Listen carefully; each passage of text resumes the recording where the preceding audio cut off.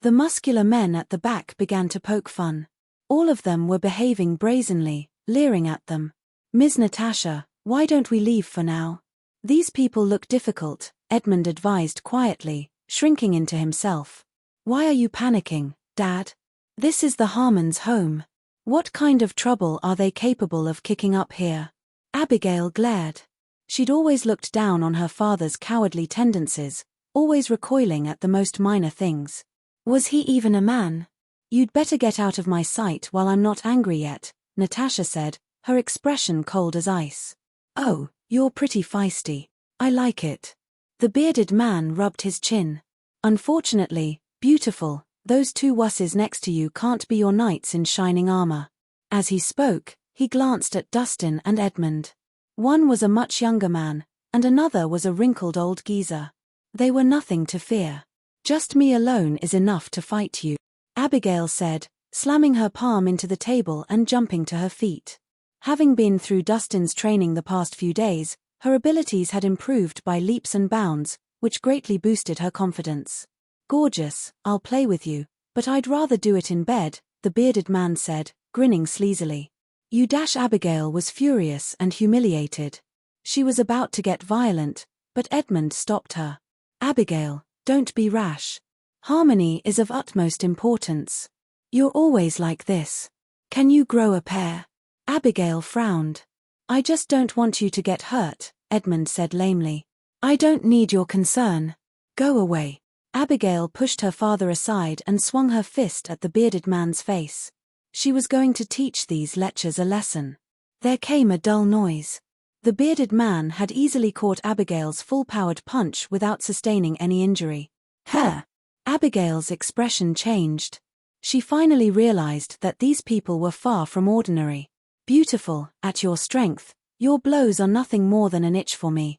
Take my advice and save your energy." The bearded man grinned. After he spoke, the other men behind him burst out into guffaws. They looked like a pack of hungry wolves setting their eyes on several sheep. At that moment, a furious roar rang out, "You scum of the martial world, let go of that young lady."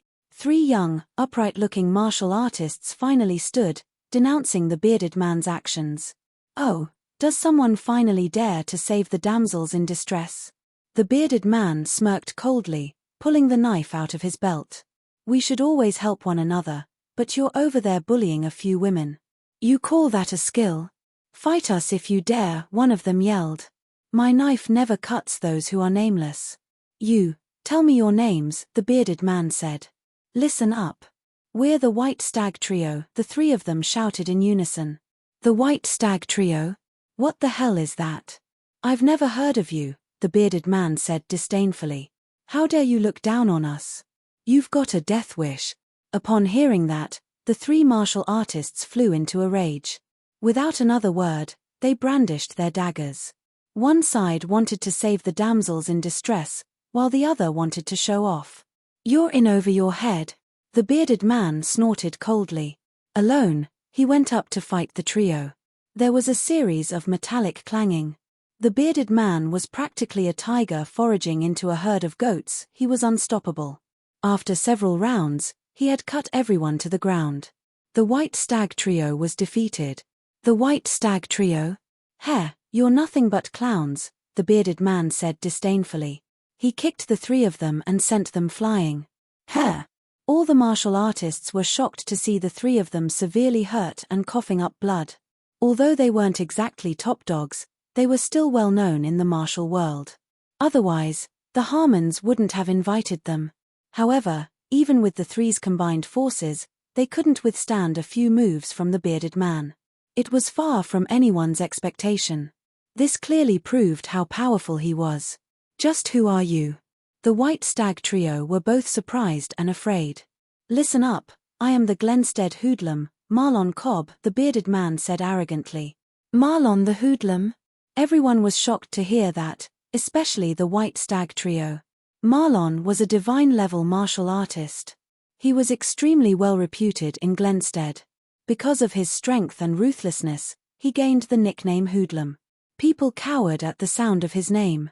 If they had known who he was, they wouldn't have stepped forward and said anything. Who would have thought that even Marlon would be here? The Harmons seem to have invited a whole lot of experts. Marlon the hoodlum is a heinous criminal. I can't say if inviting someone like him here is a good or bad thing. The martial artists began to titter.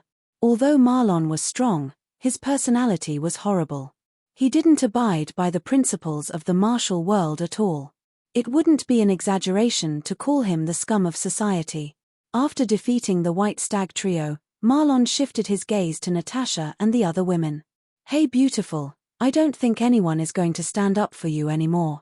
What do you say? Do you want to go back to my room and have a good time? Finally, he was going to get lucky tonight. Asshole, you are too presumptuous. At that moment, 3 people suddenly walked through the door. A man and 2 women, all dressed in white with swords strapped to their backs. They appeared so dignified that they took everyone's breath away. It was none other than Silas, Maria, and Ivy. Oh, 2 more bombshells. Marlon ignored Silas and eyed Maria's and Ivy's bodies. The 2 women were beautiful and had slim figures. Their hair was neatly secured with a hairpin. The modest hairstyle made men want to dominate them. Marlon, you already have 3 gorgeous women serving you. Why don't you leave these 2 newcomers to us? One of Marlon's lackeys said, laughing sleazily. No problem. After all, we're brothers. Good things are meant to be shared. You can pick which one you want. I want you to have a fun time, Marlon said heroically. Thank you, Marlon. His lackeys brightened. I like that one with the big chest. Don't even think about fighting over her. That one has a great butt. It looks super bouncy. The lackeys pointed at the women while making all sorts of comments as if they were just toys. You shameless thugs, I'll cut your tongues out. Maria and Ivy were infuriated. They pulled their swords out of their sheaths and charged toward Marlon and his lackeys. As elite disciples of the invincible guardians, they had never experienced such humiliation before. If they didn't teach these bastards a lesson, they couldn't look anyone in the eye again. Come at me. Marlon grinned, swinging his fist. The 3 of them began sparring. Maria and Ivy were exceptional swordswomen. They were also skilled at fighting side by side with their sharp and swift techniques. They performed move after move so quickly that it just seemed like a blur to everyone else. On the other hand, Marlon's attacks were far simpler. He used both his hands as weapons to fend off their swords. He was not falling behind. The women had excellent swordsmanship, but there was a significant power gap between them and Marlon. Marlon was a divine-level martial artist, while the 2 women were only high-level martial artists. Sometimes, a gap like that could stretch into a chasm.